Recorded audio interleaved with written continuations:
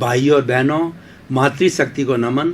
Channel 24+ news के खास, विशेष, मनमोहक, विश्व बंधुत्व की भावना करने वाला, वसुधैव कुटुंबकम की अवधारणा को स्थापित करने वाला, मैत्री की और करुणा की भावना को विकसित करने वाला पुनरुत्थान कार्यक्रम में आप सभी का हार्दिक स्वागत है।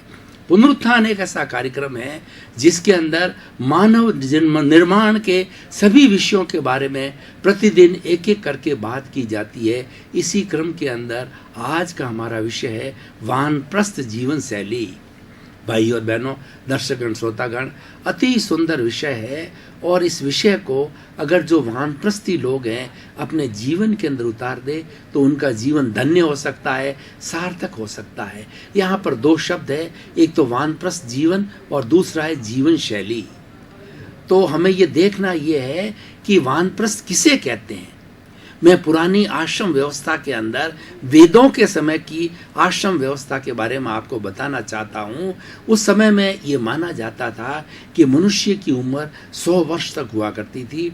उस उम्र को 4 आश्रमों के अंदर बांटा गया था। 25 साल की उम्र तक ब्रह्मचर्य आश्रम, इस आश्रम के अंदर विद्यार्थी अपने गुरु के पास में रह करके जिस चीज़ वर्ण का हो और जिस चीज़ उसकी पसंद को उसके अनुरूप जो है वो शिक्षा ग्रहण करता था।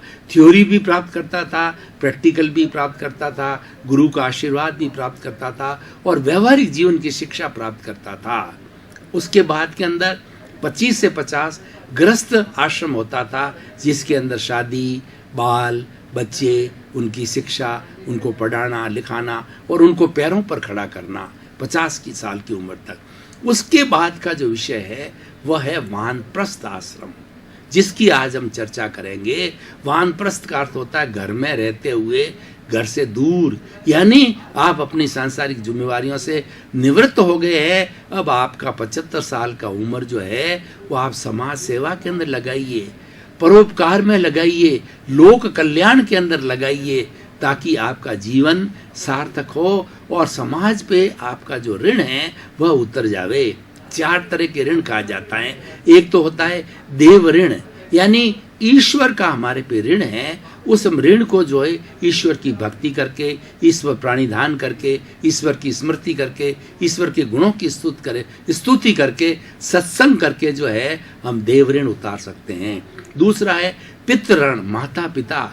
माता पिता संसार के भगवान होते हैं, वो हमको जन्म देते हैं, हमारा पालन पोषण करते हैं और हमको पैरों पर खड़ा करते हैं, तो उनका हमारे पे ऋण है। वो उनका ऋण है, हम उनको चित्त समाधि पहुंचाकर उनकी सेवा करके उतार सकते हैं। एक होता है गुरु का ऋण होता है। गु का मतलब होता है ज्ञान, रू का मतलब दूर करने वाला।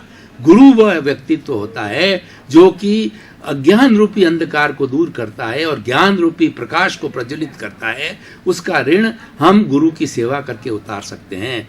और एक होता है समाज का ऋण। समाज का ऋण उतारने के लिए हमें सेवा करनी पड़ती है, समाज की परोपकार करना पड़ता है, लोक कल्याण के अंदर अपना जीवन लगाना पड़ता है। उसके लिए वानप्रस्थ जीवन होता है। एक परमार्थ का जीवन होता है जो कि अंतिम जीवन है। 75 से 100 वर्ष की उम्र तक जो है जीवन होता है वो संन्यास का जीवन होता है, इंट्रोस्पेक्शन का होता है, आत्मकल्याण का होता है और आत्मनिरीक्षण का होता है, आत्मपरीक्षण का होता है और सेल्फ रियलाइजेशन का समय होता है वह। और लेकिन उस वक्त वो 100 वर्ष की उम्र हुआ करती थी। आजकल 100 वर्ष की उम्र नहीं होती है, लेकिन व्यक्ति अगर चाहे तो 50-60 साल की उम्र के अंदर वानप्रस्थ जीवन को वो ले सकता। भाई और बहनों, दर्शकगण, श्रोतागण, इस विषय में मैं आपको बताना चाहूँगा कि मेरा 20 साल का गहन अनुभव है। 20 साल से मेरे को मेरे गुरु ने वानप्रस्थी बना दिया था और 20 साल से बराबर मैं वानप्रस्थ जीवन का अनुशासित रूप से जो है पालन कर रहा हूँ। घर में रहते हुए घर से दूर रहता हूँ और 24 घंटा मानव कल्याण की, मानव हित की बात करता हूँ। धन संपत्ति परिवार सब तरीके से एक तरीके से छोड़ रखता है। 24 घंटे मानव कल्याण की बात करना, शिक्षा करना, शिक्षा के सेमिनार, वर्कशॉप इत्यादि जो है आयोजन करना और लोगों को बताना कि मानव जीवन का क्या सार है, भारतीय संस्कृति के अंदर क्या क्या मूल्य हैं, उन मूल्य परक चीज़ों की बातें बताना इत्यादि कार्य किया जाता है। अब देखिए वानप्रस्थ का और वानप्रस्थ जीवन शैली, यानी जब व्यक्ति वानप्रस्थ ग्रहण कर लेता है तो उसकी जीवन शैली कैसी होनी चाहिए, उसके बारे में आज का एपिसोड है। हम वानप्रस्थी बन गए मान लीजिए, तो उस समय के अंदर हमारी सारी सांसारिक जिम्मेवारियां जो है पूरी हो जाती है, और जो हमारी संतान होती है उन संतान को पूरा सांसारिक कार्यों का चार्ज सौंप दीजिए। आप उसके अंदर बिल्कुल इन्वॉल्वमेंट नहीं होना है। सलाह आप दे सकते हैं क्योंकि घर में ही रहते हैं, लेकिन उन कार्यों के अंदर लिप्त नहीं रहना जैसा कि आप सांसारिक जीवन में लिप्त रहते थे। और उसके साथ साथ के अंदर अब आपका सुबह से शाम तक का जो जीवन है, जीवन शैली कैसी होनी चाहिए। जो वानप्रस्थी होता है सबसे पहले उसको अध्यात्म में विश्वास होना चाहिए, ईश्वर प्राणिधान में विश्वास रहना चाहिए। अपनी अपनी परंपराएं कोई भी व्यक्ति पालन कर सकता है, उसके अंदर वो स्वतंत्र है, लेकिन उसको ईश्वर के प्रति, आत्मा के प्रति, पुनर्जन्म के प्रति, जन्म मरण के प्रति, कर्म के प्रति उसके अंदर विश्वास होना चाहिए। तभी जाकर के वह वानप्रस्थ की जीवन शैली अच्छी होती है। वानप्रस्थ जीवन शैली के अंदर समय से उठना, समय से सोना, शाकाहारी भोजन करना, हित मित रित भोजन करना, और अधिक से अधिक समय ज्ञान को जो है वो पढ़ने में, लिखने में, बोलने के अंदर अधिक समय लगाना, और ज़्यादा से ज़्यादा मानव कल्याण की बात करना। और सबसे बड़ी बात है उसके जीवन के अंदर किसी तरह का ईगो नहीं रहना चाहिए, अहंकार नहीं रहना चाहिए, क्योंकि वानप्रस्थी बन गया है। वानप्रस्थी बनने का सबसे जो इम्पोर्टेंट फैक्टर है वह है व्यक्ति का ईगो, व्यक्ति का अहंकार है वह शून्य हो जाना चाहिए, निरंकारी हो जाना चाहिए। और वानप्रस्थी व्यक्ति जो है निष्काम कर्म के अंदर विश्वास करने वाला होना चाहिए, क्योंकि उसका लक्ष्य बदल जाता है। हम संसार के अंदर बच्चों का पालन पोषण करते हैं तो हमारा लक्ष्य अलग होता है कि हमें जो है कमाना होगा, बच्चों का भरण पोषण करना होगा। लेकिन वानप्रस्थ जीवन शैली के अंदर आपका जो है वो अपना रोटी, कपड़ा, मकान, शिक्षा, चिकित्सा, जितना आपका निर्वाह चीज़ है उसकी व्यवस्था आपके पास में रहनी चाहिए। तभी वानप्रस्थ ग्रहण करना चाहिए, ताकि कि आपका जो चित्त बार बार उस तरफ नहीं जावे कि हमारे भोजन की व्यवस्था नहीं है, हमारे चिकित्सा की व्यवस्था नहीं है, रहने की व्यवस्था नहीं है, कपड़ों की व्यवस्था नहीं है। ऐसी सब चीज़ों का प्रबंध करने के बाद में वानप्रस्थ ग्रहण करना चाहिए।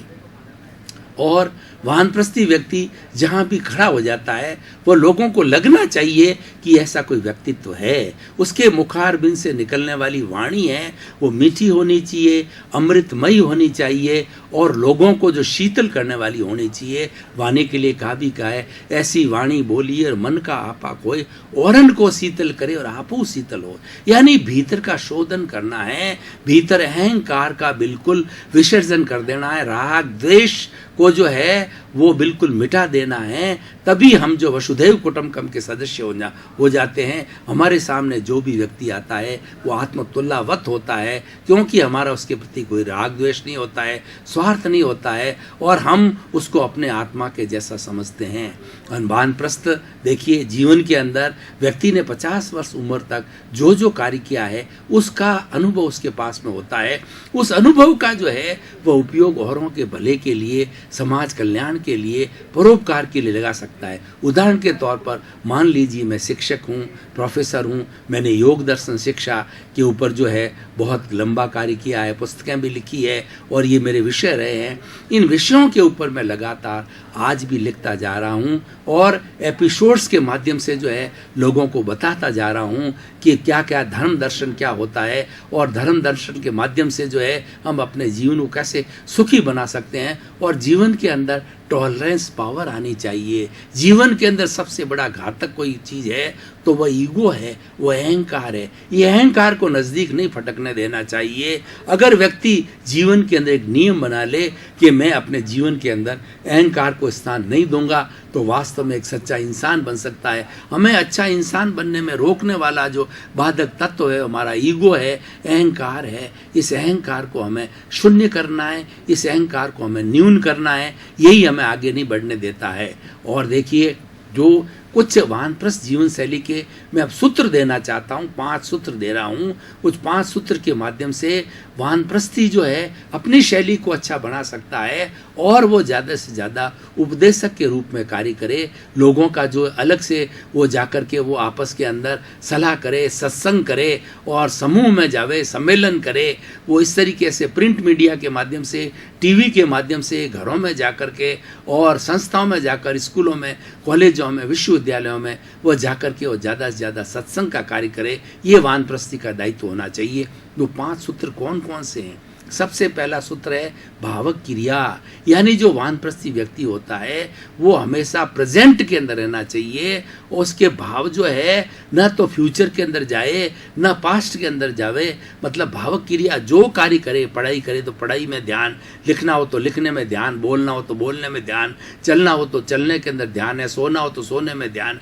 जो प्रवृत्ति वर्तमान में की जा रही उसी प्रवृत्ति के अंदर चित्त लगाए रखना, मन को लगाए रखना, विचारों को लगाए रखना, ये भाव क्रिया कहलाती है। दूसरे शब्दों में हम कह सकते हैं कि प्रेजेंट के अंदर रहना, हमें जो इधर उधर नहीं जाना, भटकना नहीं है, वो भावक क्रिया कहलाती है। और भावक क्रिया अपने आप में एक ध्यान है, उसको अलग से ध्यान करने की जरूरत नहीं होती। और भावक क्रिया करने वाला व्यक्ति अपने आप एकाग्र हो जाता है और जहाँ एकाग्रता होती है वो कार्य अति सुंदर हो जाता है। दूसरा है प्रतिक्रिया विरति। भाई और बहनों, दर्शकगण, श्रोतागण, आज इस जगत के अंदर झगड़े टंटे क्यों हो रहे हैं? ये प्रतिक्रिया से हो रहे हैं, ये अभिप्राय देने से हो रहे हैं, ये ओपिनियन देने से हो रहे हैं, ये राग द्वेष होने से हो रहे हैं। किसी व्यक्ति ने एक बात कही तो हमने दूसरी बात कही, उसके समझ में नहीं आई तो प्रतिक्रिया हो गई, वाद विवाद हो गया और उसके बाद के अंदर वाद विवाद के बाद के अंदर हमारा जो है विषय बहुत बढ़ गया, तू मैं की स्थिति आ गई और भी आगे जा कर के ये भयंकर रूप ले सकती है। तो हम प्रतिक्रिया नहीं करें। किसी भी व्यक्ति ने कोई बात कही है तो वह हमें जचती है नहीं जचती है, उस बात के ऊपर जो है हम मौन रह गए और उसके ऊपर प्रतिक्रिया नहीं की जाए। उसको सुझाव देना हो तो धीरे से अपनी तरफ से सुझाव दिया जा सकता है। तो ये भावक क्रिया, प्रतिक्रिया व्यक्ति। और तीसरा मैत्री। मैत्री का अर्थ होता है कि हम संपूर्ण चराचर जगत के जितने भी प्राणी हैं उन सब प्राणियों के प्रति मित्रता का भाव रखें। मित्रता एक ऐसी चीज़ है जो कि आपस को जोड़ती है, मित्रता, और उसके माध्यम से एक दूसरे की फ्रेंडशिप होती है और ऐसा लगता है कि इस व्यक्ति की मुझे मदद करना चाहिए, मेरा मित्र है। मित्रता एक ऐसा सुंदर मूल्य है जिसके माध्यम से हम जो है वो कैसा ही व्यक्ति हमारा शत्रु हो उसको भी मित्र बना सकते हैं। तो भावक क्रिया, प्रतिक्रिया वृत्ति, मैत्री और मित भाषण। जो इस अनुशासन शैली को मानने वाला है वो वानप्रस्थ जीवन शैली को, उसको जो है मित भाषण करना चाहिए, यानी बहुत कम बोलना चाहिए, स्पष्ट बोलना चाहिए, जितनी आवश्यकता हो उतना भी बोला जाए, वाचालता नहीं रखी जाए। क्योंकि जो व्यक्ति वाचाल होता है, वाचालता के अंदर बहुत अधिक बोल दिया जाता है, उसमें कुछ कटु शब्द भी निकल जाते हैं, गलत बातें भी निकल जाती है। और सबसे बड़ी बात है कि हमारी प्राण शक्ति है जिसके माध्यम से जो हम बोलते हैं, जिसके लिखते हैं, पढ़ते हैं, सोचते हैं, कोई भी कार्यकलाप करते हैं, उसमें हमको प्राण शक्ति की जरूरत होती है, विटालिटी की जरूरत होती है। वो हमारी कंज्यूम होती है, वो व्यर्थ में जाती है। मैं आपको इस एपिसोड के माध्यम से जो है ये प्रवचन कर रहा हूँ तो ये मेरा कर्तव्य है और उससे मुझे भी लाभ हो रहा है और आपको भी लाभ हो रहा है, मुझे भी ज्ञान बढ़ रहा है और आपको भी ज्ञान बढ़ रहा है। ये तो एक समय का उपयोग हो गया, ये आपस का जो एक इंटरेक्शन हो गया। तो हमें विटालिटी को बचाना है। तो इस तरीके से भावक क्रिया, प्रतिक्रिया वृत्ति, मैत्री, मित भाषण और मिताहार। आहार का संबंध जो है हमारे विचारों से है, आचार से है, रहन सहन से है, व्यक्तित्व से है और सब चीज़ों का संबंध आहार से है। आहार के लिए कहा गया है जैसा अन्न वैसा मन। इसीलिए हमें हित मित और रित आहार करना चाहिए, क्योंकि ये शरीर का संचालन है भोजन के द्वारा, आहार के द्वारा होता है। तो आहार जो है हमें लेना होता है, लेकिन हितकर लेना चाहिए, यानी न्यूट्रिशियस भोजन लेना चाहिए। और मित का मतलब एक जितनी शरीर के अंदर आवश्यकता हो, आवश्यकता से अधिक भोजन न लिया जाए, उससे आलस्य आता है, उससे वायु बनती है और व्यक्ति का काम के अंदर मन नहीं लगता है। और तीसरा होता है रित का मतलब होता है ऋतु के अनुसार हमें भोजन लेना चाहिए। तो इस तरीके से जो हमारी जीवन शैली, जो वानप्रस्थ जीवन शैली है, उसके 5 सूत्र प्राप्त हुए। उसके अतिरिक्त मैं और व्यवहारिक 5 सूत्र आपको देना चाहता हूँ। उस 5 सूत्रों के माध्यम से जो वानप्रस्थ जीवन शैली है वो बहुत सुंदर बन सकती है। तो देखिए, पहला सूत्र क्या है कि आप अपना उद्देश्य मानिए कि आपने वानप्रस्थ जीवन ले लिया है तो आप चिंतन करिए 24 आवर्स कि मैं शुद्ध आत्मा हूँ, मेरे भीतर विराजमान शुद्ध आत्मा भगवान है। वो राम के जैसी शुद्ध आत्मा है, वो भगवान कृष्ण के जैसी शुद्ध आत्मा है, वो भगवान ऋषभ के जैसी शुद्ध आत्मा है, वो सीता के जैसी शुद्ध आत्मा है, समस्त भगवानों जैसी हमारी शुद्ध आत्मा। यानी मैं शुद्ध आत्मा का चिंतन जो है भीतर ही भीतर चलना चाहिए। जब शुद्ध आत्मा का चिंतन चलता है तो हमारे सामने कोई भी व्यक्ति होता है उसमें भी हम शुद्ध आत्मा का जो है चिंतन करते हैं तो शुद्ध आत्मा की अवस्था ऐसी होती है, एक शुद्ध आत्मा दूसरे शुद्ध आत्मा को कभी भी दुर्व्यवहार नहीं करती है, क्योंकि उसकी प्रॉपर्टी नहीं है, उसका लक्षण नहीं है। वो एक दूसरे को सुख पहुंचाती है, आराम पहुंचाती है। अब 5 सूत्र ये भी व्यवहार के हैं। सबसे पहला तो सूत्र मैं इसके बारे में जो अपनी वानप्रस्थ जीवन शैली के अंदर लेना चाहता हूँ कि आप हमेशा चिंतन कीजिए कि जगत निर्दोष सब मेरा दोष। इसका अर्थ ये है कि मेरे साथ कोई दुर्व्यवहार होता है, किसी भी तरह की घटना घटित होती है, तो उसके लिए हम दूसरों को दोष न दें। वह दोष मेरा है कि किसी भी समय में किसी जीवित प्राणी के साथ में मैंने दुर्व्यवहार किया है, उसका दिल दुखाया, उसको कष्ट दिया है, तो वह उसका चुकारा हो रहा है। मैंने कॉज डाले थे, वो आज इफेक्ट के रूप के अंदर जो है वो कर्म फल के रूप के अंदर आज मुझे प्राप्त हो रहे हैं। कर्म बीज मैंने जो बोया था वो आज कर्म फल के रूप में मुझे प्राप्त हो रहा है। तो इस तरीके से जो है ये हमारी जीवन शैली जो है जगत निर्दोष सब मेरा दोष। और तीसरा दूसरा जो सूत्र है, टकराव टालिए। यानी क्या होता है कि एक व्यक्ति पूरे घर के अंदर लीजिए, परिवार के अंदर लीजिए, और आप उसके बाद के अंदर ट्रेन में लीजिए, बस में लीजिए, सफ़र में लीजिए, पब्लिक प्लेटफॉर्म में लीजिए, होता क्या है कि व्यक्ति एक दूसरे से उलझ जाता है और उलझने से वो तू मैं करने लग जाता है, उनके संबंध खराब हो जाते हैं और आसपास का वातावरण भी दूषित हो जाता है। उस समय के अंदर हमें अपने को चिंतन करना है कि अब टकराव की स्थिति हो रही है, अगला व्यक्ति कुछ ऊंचा नीचा बोल रहा है, तो हमें अपना 5 आज्ञा में रह करके और हमें उसका जो है वो हमें शांति से रहना है, और शांति से रह करके और उस स्थिति से हमें वो निरपेक्ष हो जाएं, उस स्थिति के अंदर हम साइलेंट हो जाएं तो टकराव टल जाता है। और वो अगला है एडजस्ट एवरीवेयर। इस जीवन के अंदर बहुत सी ऐसी स्थितियाँ आती है, कभी लाभ होता है, कभी हानि होती है, कभी सम्मान होता है, कभी तिरस्कार होता है, और कुछ भी स्थिति आ जाती है। लेकिन दोनों स्थितियों के अंदर हम समान रहते हुए और हर परिस्थिति के अंदर अपने आप को एडजस्ट करें। चाहे हमें भोजन कम मिल रहा है, ज़्यादा मिल रहा है, मनपसंद का मिल रहा है, नहीं मिल रहा है, सोने के लिए स्थान जो हमारा मनपसंद का वैसा मिल रहा है कि नहीं मिल रहा है, उसमें हर जगह अपने आप को एडजस्ट करना चाहिए। एडजस्ट एवरीवेयर होने वाला व्यक्ति जो है अपनी हर परिस्थिति के अंदर वो एक सुंदर वातावरण बना लेता है। और अगली बात है कि भुगते उसकी भूल। यानी क्या होता है कि आज मुझे कोई समस्या है, मैं बीमार हो गया, मुझे घाटा लग गया, मुझे विक्षेप हो रहा है, या मुझे किसी तरह का दर्द हो रहा है, कोई तकलीफ हो रही है, तो इस सब का कारण क्या है? ये दूसरों को दोष नहीं देना है। इसका कारण यही है कि मेरा किया हुआ उदय के अंदर आया है। मैंने जैसे कर्मों का जो बीजारोपण किया था वही अब फलित के रूप में वो कर्म फल के रूप के अंदर मेरे को प्राप्त हो रहा है। तो उसके लिए आप जो है वो भूल किसकी है? ये जो मैं भुगत रहा हूँ ये भूल मेरी है, किसी अन्य की भूल नहीं है। दूसरे पर दोषारोपण नहीं करना। और हुआ सो न्याय, मतलब ये है कि मैं भुगत रहा हूँ, ये एक न्याय है, ये ईश्वर के घर का न्याय है। क्योंकि जब बिना कारण के कोई भी कार्य नहीं होता है तो मेरा कारण जो है वह जो मेरा कॉज है वो आज इफेक्ट बना है, वो कर्म फल है, वो भाव कर्म है, आज द्रव्य कर्म के रूप के अंदर उदय में आ रहा है। तो इस तरीके से एक ये प्रकृति का नियम है, ये भगवान के घर का न्याय है, वो मुझे एक्सेप्ट करना चाहिए। जब हम एक्सेप्ट करते हैं तो हमारे भीतर के अंदर राग द्वेष वगैरह नहीं होते हैं। तो भाई और बहनों, दर्शकगण, श्रोतागण, वानप्रस्थ जीवन शैली बहुत सुंदर विषय है। इस एपिसोड के माध्यम से मैं निष्कर्ष की भाषा के अंदर मैं जो है और दूसरा मैसेज टू द सोसाइटी ये देना चाहता हूँ, इसकी सामाजिक उपयोगिता बताना चाह रहा हूँ कि हम धीरे धीरे वानप्रस्थ जीवन को भूलते जा रहे हैं।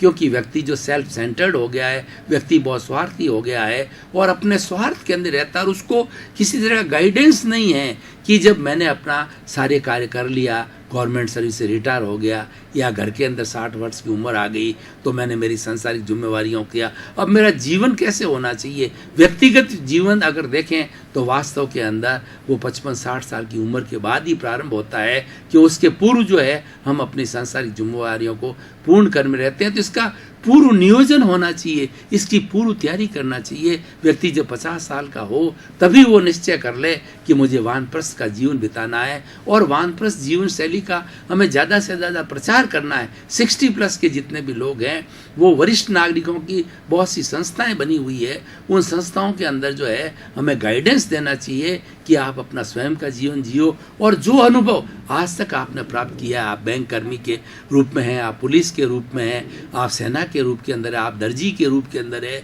या आप जो है वो घड़े बनाने वालों के रूप के अंदर, कुमार के रूप में है, तो उसका उपयोग कीजिए, उसका समाज कल्याण के अंदर उपयोग कीजिए। उस टेक्निक के लिए हमारे जो नए युवा है उन लोगों को ट्रेनिंग दीजिए, उनको बताइए कि हमारे ट्रेडिशनल जो कार्य है, अच्छे कार्य इसको किया जाना चाहिए। आज मैं भाई और बहनों, दर्शकगण, श्रोतागण आपको बताना चाहता हूँ एक छोटा सा कार्य, जैसे कि पानी की मटकी है, तो जब अप्रैल से लगा करके जुलाई अगस्त तक गर्मी का समय होता है तो पानी की मटकी फ्रीज से ज़्यादा कितनी उपयोगी चीज़ है। फ्रीज है एक बीमारी का घर है, ये अप्राकृतिक है, लेकिन पानी की मटकी का जो कार्य है वह कितना सुंदर कार्य होता है, मतलब उसका पानी कितना ठंडा होता है और कितना हितकर होता है। तो ये हम, अगर मेरे पास में इस तरीके का अनुभव है तो मैं युवकों को ला करके उसका डिमॉन्स्ट्रेशन कराऊं और बताऊं, तो और ऐसे युवकों को इस कार्य के अंदर प्रवृत्त करूं, तो युवक अपनी मटकियां बना करके अपने जो स्टोर, उसके साथ में जुड़ी हुई बहुत सी छोटे छोटे आर्टिकल्स है, उन आर्टिकल को करके और वह जब समय आवे उसकी बिक्री करे। यानी कोई भी कार्य है अपने आप में छोटा नहीं होता है। ये बात जो है हर बच्चे के अंदर, हर युवा के अंदर ये बात भरनी चाहिए कि आपने ग्रेजुएशन कर लिया, पोस्ट ग्रेजुएशन कर लिया, डॉक्टरेट कर लिया, तो सबसे बड़ी बात क्या होता है कि ज्ञान प्राप्त करने के बाद में व्यक्ति को अहंकार बहुत आ जाता है कि मैं ग्रेजुएट हूँ, मैं पोस्ट ग्रेजुएट हूँ, मैं डॉक्टरेट हूँ। इस भावना से उसका धीरे धीरे जो है पतन होने लगता है, बल्कि नाणस्य सार मायरो, ज्ञान का सहारे आचार है, उसके जीवन में ये आना चाहिए कि मुझे मेंटल ग्रोथ के लिए मुझे ज्ञान मिला है, मुझे एक दीपक के रूप में ज्ञान मिला है। भाई और बहनों, आपके प्रति बहुत बहुत धन्यवाद, आपके प्रति साधुवाद, आपको कृतज्ञता कि आप पुनरुत्थान कार्यक्रम को बड़े आनंद के साथ, बड़े गौर से प्रतिदिन देख रहे हो। प्रतिदिन जो पुनरुत्थान कार्यक्रम को देखने वालों की संख्या बढ़ रही है। पुनरुत्थान कार्यक्रम एक टॉक ऑफ द टाउन बना हुआ है कि पुनरुत्थान कार्यक्रम में प्रतिदिन नए नए विषयों के साथ के अंदर जो है वो ये कार्यक्रम दिया जाता है, और विषय भी ऐसे होते हैं, समग्रता से होलिस्टिक विषय लिए जाते हैं, चाहे स्वास्थ्य के संबंधी हो, चाहे युवाओं के संबंधी हो, चाहे धर्म दर्शन के संबंधी हो, चाहे हमारे सांस्कृतिक मूल्यों के संबंधी हो, चाहे योग के संबंधी हो, महापुरुषों के संबंधी हो, इस तरीके से। और हमारे इस पुनरुत्थान कार्यक्रम का मुख्य उद्देश्य है कि जगत कल्याण करना। जय जगत का हमारा जो उद्देश्य है, सर्वे भवन्तु सुखिनः सर्वे भवन्तु निरामया हमारा उद्देश्य है। इसी क्रम में आपका जीवन आनंदमय हो, मंगलमय हो, शांतिमय हो, और खूब आनंद के साथ में आप अपना जीवन यापन करते हुए अपने परिवार के बीच में रहते हुए समाज का कल्याण करें और समाज की सेवा करें, परोपकार करें और अपने जीवन को धन्य बनाएं।